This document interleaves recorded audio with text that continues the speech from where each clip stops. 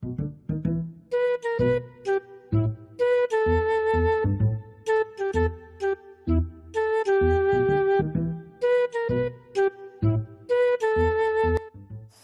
alam mo, Ri?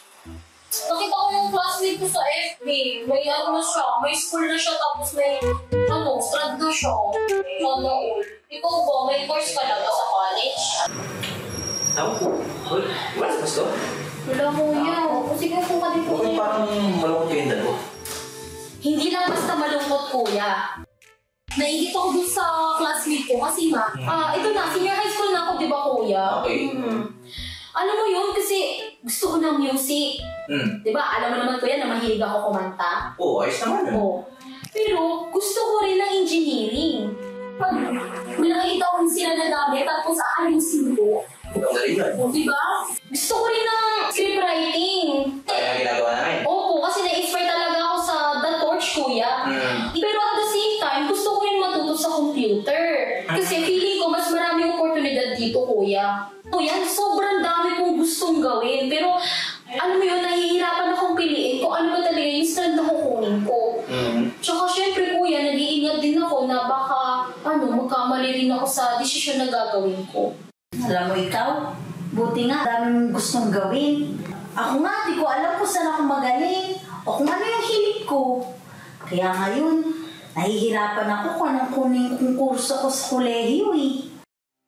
Normal naman yan na pinagdadaanan yun yung mga young people. At ang maganda yan, ngayon pa lang dapat napag-desisyon nyo na or alam nyo na paano mag-desisyon kung anong kurso or strand na kukunin nyo pag kayo ay college na. At ganoon din pag kayo naging karir na ang kukunin yung karir. Naganda kami ng isang career orientation na inihanda ng inyong mga atit kuya mula sa mga swipe ng lahat ng Lighthouse Works. Dito matutunan nyo paano kayo pipili ng kukunin yung kurso or strand kapag kayo ay nag-senior high or college. And ang kagandahan niyan, nag-imbita kami ng mga speaker mula sa iba't ibang lighthouses. Magagaling na speaker upang mag-share ng kanilang experiences sa kanilang industriyang pinagtatrabahuan. Feeling ko, kuya, hindi ko na kailangan yun. Kasi syempre, di ba, kanina nakita mo, marami akong kayang gawin. So kahit anong piliin ko dun, alam ko na magagawa ko yun with excellence at kasi-kasigan. Totoo naman yung sinabi mo na kahit anong piliin sa mga yun is magpapakita ka ng excellence at kasi-kasigan.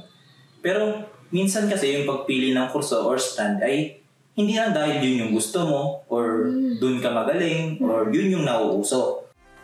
Bilang isang mananampalatayang kabataan, isa dapat sa pamantayan nyo bilang pagpili ng kurso or stand ay yung ating eklesiya. Ano ba yung kailangan ng ating eklesiya? At yun yung kagandahan ng career orientation na ito. Kasi hindi lang kami pumili ng mga galing na speaker, kundi itong mga speaker na to ay active din na naglilingkod sa Panginoon. Kaya mag-register na kayo.